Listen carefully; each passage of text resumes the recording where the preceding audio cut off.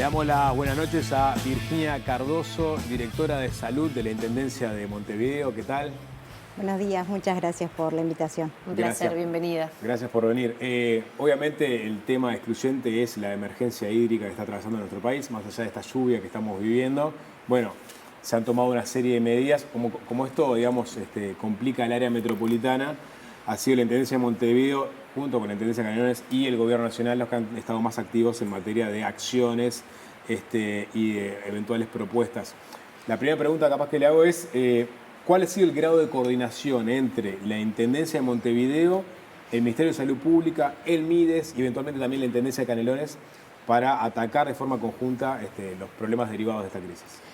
Bueno, este es un punto muy importante porque creo que nosotros venimos de todo un recorrido en estos años, bueno, por lo menos desde que esta administración ha asumido. Pensemos que entramos en plena pandemia y en plena momento donde el 26 de noviembre, cuando nos toca asumir, la situación de la emergencia por COVID estaba cada vez peor, ¿no? Y ahí la lógica que ha caracterizado esta administración es la colaboración y el aportar en cada situación de crisis que le ha tocado, y que podemos decir que en este periodo hemos pasado de una situación crítica a otra en distintos niveles, la colaboración y la articulación y el buscar herramientas que aporten a generar una mejor respuesta a la población y a que todos sumemos en una respuesta a la población, creo que es la identidad que la Intendencia de Montevideo ha tenido en todo sentido. Por eso, desde el primer momento que se inicia la crisis hídrica y que inicia esta situación que nos alarma a todos,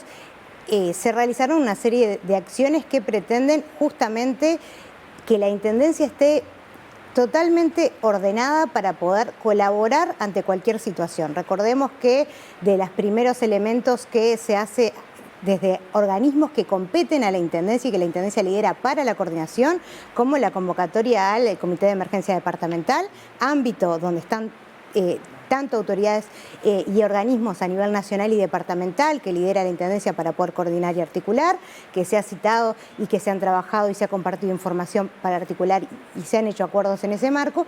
Por otro lado, también lo que tiene que ver con buscar en qué la Intendencia puede colaborar y poner a disposición.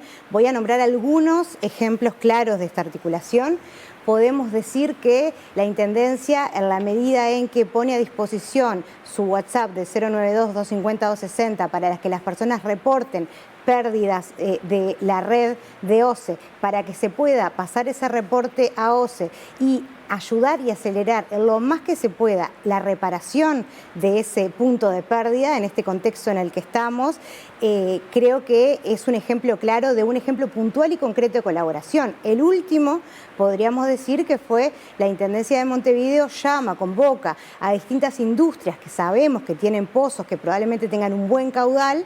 21 de esas empresas respondieron afirmativamente de que estaban dispuestos a que sus pozos fueran analizados por la Intendencia de Montevideo para ver la situación, sobre todo a nivel microbiológico. Esos pozos se analizaron, se vio las características generales, qué tipo de uso podía tener sin tratar y bueno, y eventualmente se pone a disposición para que con tratamientos pueda evaluarse otro uso. Y esta semana pasada la información de esos 21 pozos, el estado de situación, se le acerca a OCE para que, si necesita, estos puntos están evaluados como disponibles y con empresas e industrias dispuestas a aportar. O sea que nuestra actitud y nuestra apuesta es a poner a disposición las herramientas que la Intendencia tenga para poder colaborar, y creo que la situación nos llama a que esto cada vez más tenga que ser la tónica. La semana pasada hubo una reunión en Presidencia donde en representación de la Intendencia de Montevideo fue el ingeniero Guillermo Monchequi, el director del Departamento de Desarrollo Ambiental, donde justamente una de las cosas que puso sobre la mesa es seguir trabajando para buscar todas las herramientas que haya. Ese fue el planteo que llevó la Intendencia, para seguir articulando, para seguir buscando cómo hacemos para coordinar y dar las mejores respuestas, que creemos que fue el planteo que la Intendencia de Montevideo llevó a Presidencia la semana pasada. Así que bueno, en ese sentido es la tónica con la que hemos mirado en todo este periodo las distintas etapas críticas que nos ha tocado pasar y en particular esta emergencia por la situación hídrica. Esa mirada de colaboración también se ha sumado a decisiones que la Intendencia ha tomado o acciones que la Intendencia ha tomado y también con una mirada, por lo menos desde el Frente Amplio, más allá de la Intendencia, también crítica, ¿no? De alguna forma a espejo. Nosotros damos agua, nosotros hacemos diferentes acciones puntuales que ha encabezado la Intendencia, pero también en contrapunto de la crítica del gobierno. ¿Ustedes cómo evalúan la asistencia o también la asistencia desde el punto de vista de salubridad, que es el departamento que a vos te toca liderar, del gobierno? Creo que acá la tónica no es el momento como gobierno departamental de ponernos a evaluar o a dar un debate sobre lo que se hace mal o lo que se hace bien a los distintos niveles. Pero no creo que eso haya sido la tónica de las acciones, porque bueno, separemos lo que es Frente Amplio como fuerza política y su rol. La intendenta misma, Carolina en el Cossi, rol, lo ha hecho también. en el rol técnico que a nosotros nos toca asumir en nuestra articulación y en nuestro trabajo, lo que nos compete siempre es ver la situación que está viviendo la gente y en particular los montevideanos y montevideanas, qué respuesta están necesitando ante las situaciones críticas que tenemos y en particular desde la División Salud de la Intendencia, entendiendo que a través de la red de policlínicas de la Intendencia que está en todo el territorio, tenemos un fuerte vínculo con los sectores más vulnerados de nuestra población, los barrios con mayor nivel de carencias críticas, los distintos sectores donde hay población que le golpea más fuerte esta crisis que estamos viviendo, porque nos afecta a toda nuestra vida, pero claramente muchos y muchas de nosotros tenemos recursos para, con dificultades, pero irla sobrellevando. Hay gente que eso no lo tiene. Eso es lo que tiene que estar en el centro de nuestras acciones y de lo que nos quita el sueño cada día a la hora de pensar, actuar y poner a disposición la colaboración, y eso estoy segura que de todo el equipo de gobierno que venimos trabajando, eso está en el centro. Con ese centro venimos realizando toda una serie de acciones que primero apuestan a el cuidado de la población, a garantizar algo tan básico. Yo creo que como país esto es una situación terrible porque nunca pensamos que íbamos a llegar a tener una situación en la que el agua sea lo que el agua potable sea lo que nos esté faltando. Como país nunca lo imaginamos. Creo que nos golpea al imaginario que tenemos sobre nosotros mismos como país de forma muy fuerte, y que no estábamos, por lo tanto, como sociedad, como personas preparados para esto, ¿no? Y ni que hablar pensando en que a las personas en esta situación no las podemos dejar solas. El acompañar muchas situaciones de gente llorando, angustiada, porque su situación económica y su situación de salud hacía que fuera difícil tener el agua que necesitaba para su situación, ha sido algo que lo vivimos en los barrios, lo vivimos en la atención a la salud de las personas, que moviliza a los equipos de salud, que moviliza al compromiso, que saquemos la figura intendencia-institución, pensemos que la intendencia son equipos en territorio, trabajando con la gente, construyendo día a día la salud de la gente en distintas formas, una de ellas concreta son las policlínicas, y que en ese encuentro el impacto emocional, el impacto a nivel económico, la sensación de impotencia. Les quiero contar una anécdota nomás para darnos como un ejemplo de situaciones pequeñas que vivimos, ¿no? Desde una señora, una adulta hipertensa que vive sola, con pocos apoyos familiares, que no le corresponde la asignación familiar porque no tiene niños a cargo, o sea, el aporte extra por la asignación familiar porque no tiene niños a cargo y no está embarazada, pero que sus ingresos son muy menguados y que por su hipertensión arterial está la indicación de que tiene que tomar el agua embotellada y no el agua de OCE por el alto nivel de sodio. El nivel de angustia de esa señora, que antes de poder hablar algo había que lograr bajarla, que escuche, contenerla y después poder evaluar, bueno, cuál era su situación, etcétera. Una madre, que nos contaban también los equipos, que vino a la consulta con su niño con dolor de panza, y ella estaba convencidísima, porque estamos en una situación donde la emoción nos juega mucho, de que lo que le estaba afectando era el agua, y como ella no la podía comprar y le estaba dando agua de OCE, ella estaba enfermando a su hijo. Lo que quiero decirles es claramente esa madre no estaba enfermando a su hija. La ministra dijo que hasta hoy el agua sigue pudiendo ser bebible, o sea, pero se entiende el nivel de angustia que vive la gente y la cotidianeidad de lo que tenemos que contener en el contacto cotidiano con la gente de mayor vulnerabilización social. Entonces yo a veces yo sé que parece algo tonto, pero ponerle cara a los números, a las cosas que decimos, ponerle las situaciones concretas que le toca a la gente en territorio vivir y contener cada día en este momento. Eso está claro, y uno se cruza con diferentes situaciones y sobre todo la incertidumbre, ¿no? Porque muchas veces la falta de información, hay que ser muy asertivo en la forma de comunicar en estos tiempos.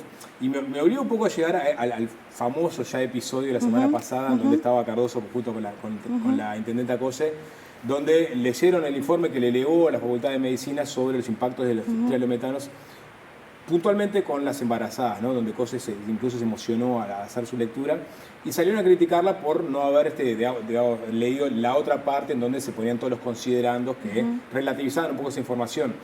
Y en unos momentos tan sensibles como estos, yo sé que Cose pidió después la disculpa del caso, pero la comunicación asertiva también es fundamental, ¿no? Y quizás esa forma de comunicar que las embarazadas podían potencialmente ser perjudicadas por el agua, quizás no fue la más acertada, ¿no?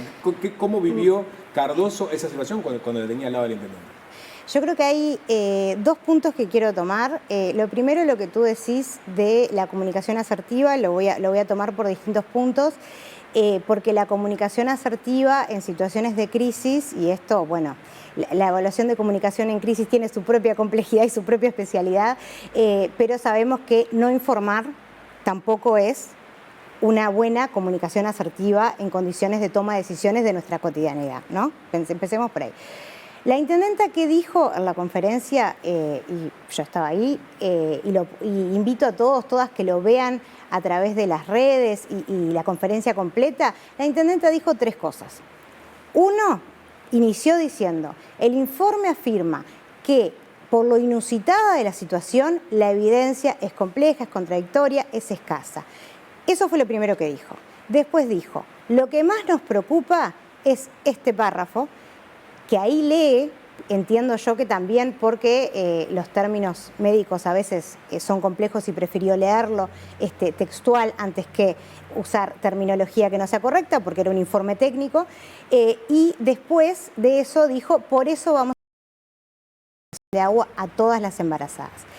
¿Qué es lo que creo que pasó? Y eso ya la intendenta pidió perdón, el que la situación de lo que estaba leyendo la conmocionara en ese momento centró el qué en el cómo, ¿no? Entonces, la intendenta ya pidió perdón por eso. La intendenta inició diciendo, invito a ver la conferencia, el informe es muy serio de facultad porque aclara que la unicidad, porque yo siempre digo, los médicas estamos muy acostumbrados a trabajar y dar recomendaciones basados en distintos niveles de evidencia. Evidencia de la mejor calidad, evidencia conflictiva, evidencia de mala calidad, y a veces ni siquiera tenemos buena evidencia y usamos opinión de expertos a falta de evidencia de estudios claros. ¿Cuál sería la mejor evidencia? Tener ensayos clínicos controlados, aleatorizados, donde agarramos un grupo de embarazadas, la sometemos a agua con trialometano, otro grupo de embarazadas, se la quedamos agua potable, y por lo tanto después comparamos con el tiempo cómo evolucionan esos embarazos. Como eso no es ético y nadie lo va a hacer, ni ningún organismo lo autorizaría en este mundo, y está muy bien, lo que tenemos son situaciones basadas en los episodios en los que se da esta situación inusitada y por lo tanto evidencia compleja. Ahora, lo que yo quiero decir sobre esto es, ¿qué es lo que a mí me parece central de esto? Más allá de el cómo y ese momento que, bueno, cuando uno pasa en la prensa, entiendo que porque siempre dicen en la tele los tiempos son tiranos, o no, la parte solamente en la que ella lee y se emociona, esa es la imagen que termina generando esta crítica de la alerta. No es el tono con el que pensamos la conferencia, no es el tono con el que inició la conferencia aclarando ese paraguas que habría el informe. Y lo otro que quiero decir que me parece sumamente importante es, hasta ese momento, y yo creo que esto es un tema clave, el tema del riesgo en las embarazadas y los trialometanos era un tema que hablábamos entre colegas. Era un tema que decían, che, esto hay que verlo, ¿no? O que llamaban colegas de las policlínicas diciendo, no tendríamos que extender a las embarazadas porque he leído que en algún estudio que los trialometanos puede ser un riesgo. Entonces, consulta formal en el marco del trabajo coordinado con la UDELAR a Facultad de Medicina, donde pregunta los riesgos y en particular los riesgos a la embarazada, entre otras preguntas, donde tenemos esta respuesta y comunicarla era un elemento de comunicación asertiva, que esa información esté. Era una responsabilidad de salud pública y termino con este detalle. Hasta ese momento nadie lo estaba diciendo públicamente. Al día siguiente nosotros hicimos la conferencia el 23. El 24, Presidencia publica en sus redes un comunicado en donde agrega a las embarazadas como grupo que no se les recomienda consumir el agua de OCE. Pero no venía de antes la comunicación. No, te lo puedo asegurar. Las embarazadas, como grupo incorporado a la que se les recomienda no tomar agua de OCE, se comunica el 24 por las redes y ahí es la primera vez que se agrega formalmente desde Presidencia a las embarazadas como grupo a la que no se le recomienda tomar el agua de OCE. Hasta ese momento nadie decía que las embarazadas eran un grupo que no tenían que tomar y lo único que decían es que los trialometanos generaban riesgo a largo plazo y no se hablaba de los riesgos agudos que podría traer.